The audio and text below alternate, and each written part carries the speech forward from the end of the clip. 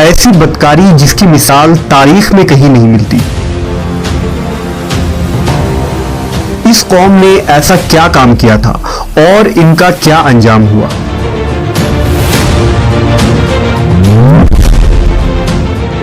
حضرت لوط علیہ السلام اللہ کے ایک برگزیدہ نبی تھے۔ آپ کے والد کا نام ہاران تھا جو تاریخ کے بیٹے تھے۔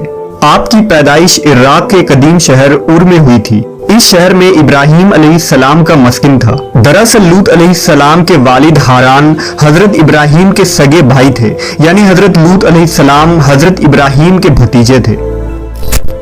چونکہ حضرت لوط علیہ السلام کے والد ان کے بچپن میں ہی انتقال کر چکے تھے، لہذا حضرت لوط کو حضرت ابراہیم نے بیٹا بنا کر پالا تھا۔ آپ حضرت ابراہیم پر سب سے پہلے ایمان لانے والوں میں شامل ہیں۔ آپ حضرت ابراہیم کے زمانے میں اہل صدوم کی رہنمائی کے لیے نبوت کے منصب پر فائز ہوئے۔ حضرت لوط کے بہت سارے معجزات ہیں۔ آپ جس وقت بارش کے لیے دعا کرتے تھے تو آسمان بادلوں سے بھر جاتا اور خوب بارش ہوتی تھی۔ حضرت لوط جس پتھر پر سر رکھ کر سوتے، اس پتھر پر آپ کے سر مبارک کا نشان بن جاتا تھا۔ صدوم وہ علاقہ تھا جہاں لوط علیہ السلام مبعوث فرمائے گئے۔ صدوم کے آس پاس 5 نہایت ہی خوبصورت شہر آباد تھے، جن میں سے ہر ایک کی آبادی 1,00,000 نفوس سے زیادہ ہی تھی۔ یہ علاقے نہایت ہی سرسبز و شاداب اور قدرت کی فیاضی کا حسین شاہکار تھا۔ یہاں باغات کی کثرت تھی، لہلہاتی کھیتیاں یہاں کی ضروریات سے کہیں زیادہ تھی۔ اردن، شام اور اسرائیل کے درمیان بسا ہوا یہ علاقہ نہایت ہی زرخیز تھا۔ وہاں طرح طرح کے اناج، پھل، میوے بکثرت پیدا ہوتے تھے، اور یہی وجہ تھی کہ آس پاس کے بستیوں کے لوگ بھی اپنی معاشی اور غذائی ضرورت کے لیے ان بستیوں کی طرف آتے تھے۔ مگر یہ بات اہل صدوم کے لوگوں کو بالکل بھی پسند نہ تھی۔ ان کے خیال میں ان کی بستیوں میں پیدا ہونے والے پھلوں، اناجوں اور سبزیوں پر صرف ان کا ہی حق تھا۔ وہ نہیں چاہتے تھے کہ دوسری بستیوں کے لوگ ان کے علاقے میں آئیں۔ ایک دن صدوم کے لوگ اس بات پر غور و فکر کر رہے تھے کہ باہر سے آنے والے لوگوں کو یہاں آنے سے آخر کیسے روکا جائے، کہ ابلیس ایک بزرگ کی شکل میں ان کے محفل میں آیا اور کہا، اگر تم ان سے پیچھا چھڑانا چاہتے ہو تو میرے کہنے پر عمل کرو۔ اس اجنبی بزرگ کی بات لوگوں نے بہت توجہ سے سنی۔ ابلیس نے کہا، میں کل بتاؤں گا۔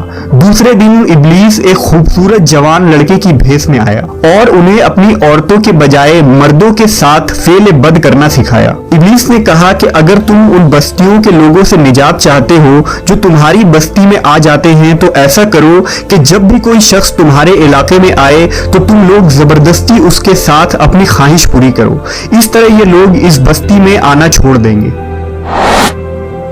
اپنی نفسانی خواہشات کے لیے مردوں سے بدفعلی اس قوم کا دستور بن گیا تھا۔ یہاں بے حیائی عام ہو گئی تھی۔ حکمراں، سردار، رؤسا، ہر طبقے میں گھر گھر یہ عمل پھیل گئی تھی۔ بھری محفل میں یہ لوگ اس فحاشی کے کام کو کر کے خوش ہوتے تھے۔ کوئی بھی محفل اس کام کے بغیر ادھوری سمجھی جاتی تھی۔ خاص کر مسافروں میں سے کوئی خوبصورت لڑکا ہوتا تو یہ لوگ اسے اپنا شکار بنا لیتے۔ تلمود میں لکھا ہے کہ اہل صدوم اپنی روزمرہ کی زندگی میں سخت، ظالم، دھوکے باز اور بد معاملہ تھے۔ کوئی مسافر ان کے علاقے سے بخیریت نہ گزر سکتا تھا۔ کوئی غریب ان کی بستیوں سے روٹی کا ایک ٹکڑا نہ پا سکتا تھا۔ بارہا ایسا ہوتا تھا کہ باہر کا آدمی ان کے علاقے میں پہنچ کر فاقوں سے مر جاتا اور یہ اس کے کپڑے اتار کر اس کی لاش کو برہنہ دفن کر دیتے۔ اپنی وادی کو انہوں نے ایک باغ بنا رکھا تھا جس کا سلسلہ میلوں تک پھیلا ہوا تھا۔ اس باغ میں وہ انتہائی بے حیائی کے ساتھ اعلانیہ بدکاریاں کرتے تھے۔ حضرت لوط علیہ السلام نے انہیں توحید کی دعوت دی اور بدکاری کے اس گھنونے عمل سے توبہ کرنے کا حکم دیا۔ حضرت لوط نے کہا، تم بے حیائی کیوں کرتے ہو؟ کیا تم عورتوں کو چھوڑ کر لذت حاصل کرنے کے لیے مرد کی طرف مائل ہوتے ہو؟ حقیقت یہ ہے کہ تم احمق لوگ ہو۔ حضرت لوط اہل صدوم کو دن رات واعظ و نصیحت کیا کرتے، لیکن قوم پر اس کا کوئی اثر نہ ہوا، بلکہ وہ بہت فخریہ انداز میں یہ کام کرتے تھے۔ انہیں حضرت لوط کا سمجھانا بھی برا لگتا تھا، لہٰذا انہوں نے صاف صاف کہہ دیا کہ اگر تم ہمیں اسی طرح برا کہتے رہے اور ہمارے کاموں میں مداخلت کرتے رہے تو ہم تمہیں اپنے شہر سے نکال دیں گے۔ حضرت لوط نے نصیحت و تبلیغ کا سلسلہ جاری رکھا، لہٰذا ایک دن اہل سدوم نے خود ہی عذاب الہی کا مطالبہ کر دیا۔ اللہ تعالیٰ نے اب تک ان کے اس بدترین فحاشی اور بدکاری کے باوجود ڈھیل دے رکھی تھی، لیکن جب انہوں نے حضرت لوط سے ایک دن کہا کہ اگر تم سچے ہو تو ہم پر عذاب لے آؤ، لہٰذا ان پر عذاب الہی کا فیصلہ ہو گیا۔ اللہ نے اپنے خاص فرشتوں کو دنیا کی طرف روانہ کر دیا۔ یہ فرشتے دراصل حضرت جبرائیل، میکائیل اور اسرافیل علیہ السلام تھے۔ پھر یہ فرشتے حضرت لوط علیہ السلام کے گھر تشریف لے آئے۔ حضرت لوط نے جب ان خوبصورت نوعمر لڑکوں کو دیکھا تو سخت گھبراہٹ اور پریشانی میں مبتلا ہو گئے۔ انہیں یہ خطرہ محسوس ہوا کہ اگر ان کے قوم کے لوگوں نے انہیں دیکھ لیا تو نہ جانے وہ ان کے ساتھ کیا سلوک کریں گے۔ حضرت لوط کی بیوی کا نام وائلہ تھا، اس نے آپ پر ایمان نہ لایا تھا اور وہ دراصل منافقہ تھی، وہ کافروں کے ساتھ تھی، لہٰذا اس نے جا کر اہل سدوم کو یہ خبر دے دی کہ لوط کے گھر نوجوان لڑکے مہمان ٹھہرے ہوئے ہیں۔ یہ سن کر بستی والے دوڑتے ہوئے حضرت لوط کے گھر پہنچے۔ حضرت لوط نے کہا، اے قوم، یہ جو میری قوم کی لڑکیاں ہیں یہ تمہارے لیے جائز اور پاک ہیں، اللہ سے ڈرو اور مجھے میرے مہمانوں کے سامنے رسوا نہ کرو، کیا تم میں سے کوئی بھی شائستہ آدمی نہیں؟ حضرت لوط کی بات سن کر وہ لوگ بولے، تم بخوبی واقف ہو کہ ہمیں تمہاری بیٹیوں سے کوئی حاجت نہیں، اور جو ہماری اصل چاہت ہے اس سے تم بخوبی واقف ہو۔ قوم لوط کے اس بے شرمانہ جواب سے اندازہ لگایا جا سکتا ہے کہ وہ فعل بد میں کس حد تک مبتلا ہو چکے تھے۔ جب حضرت لوط علیہ السلام کی قوم ان کے گھر کی طرف دوڑتی ہوئی آئی تو حضرت لوط نے گھر کے دروازے بند کر دیے اور ان نوجوانوں کو ایک کمرے میں چھپا دیا۔ اس بدکار لوگوں نے آپ کے گھر کا گھیراؤ کیا ہوا تھا اور ان میں سے کچھ گھر کے دیوار پر بھی چڑھنے کی کوشش کر رہے تھے۔ حضرت لوط اپنے مہمانوں کی عزت کے خیال سے بہت زیادہ گھبرائے ہوئے تھے۔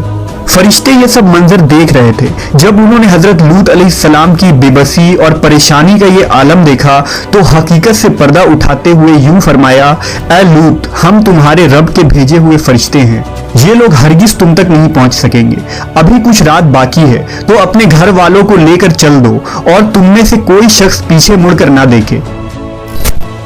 اہل سدوم حضرت لوط کے گھر کا دروازہ توڑنے پر بضد تھے، لہٰذا حضرت جبرائیل علیہ السلام نے گھر سے باہر نکل کر اپنے پر کا ایک کونا انہیں مارا، جس سے ان سب کی آنکھوں کے ڈھیلے باہر نکل آئے اور بصارت زائل ہو گئی۔ یہ خاص عذاب ان لوگوں کو پہنچا جو حضرت لوط کے پاس بدنیتی سے آئے تھے۔ حضرت لوط علیہ السلام حقیقت حال جان کر مطمئن ہو گئے اور اپنے گھر والوں کے ساتھ رات ہی کو نکل کھڑے ہوئے۔ بیوی بھی ان کے ساتھ تھی، لیکن کچھ دور جا کر وہ واپس اپنے قوم کی طرف پلٹ گئی اور قوم کے ساتھ جہنم رسید ہو گئی۔